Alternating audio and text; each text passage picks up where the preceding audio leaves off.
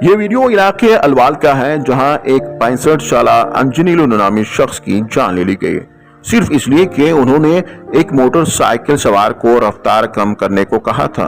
یہ افسوسناک واقعہ سری بیکری الوال کے قریب پیش آیا جہاں سی سی ٹی وی فوٹیج میں اس وحشیانہ حملے کو دیکھا جا سکتا ہے۔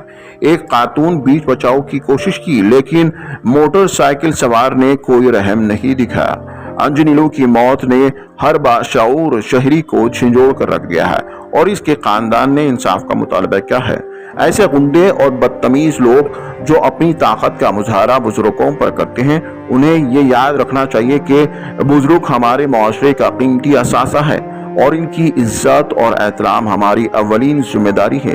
یہ بات نہایت ہی افسوسناک ہے کہ آج کے دور میں لوگ بزرگوں کی عزت کرنے کے بجائے ان پر ظلم کر رہے ہیں۔ ایسے غنڈے جو اپنی طاقت کا استعمال کمزوروں اور بزرگوں پر کرتے ہیں انہیں معاشرے میں برداشت نہیں کیا جا سکتا۔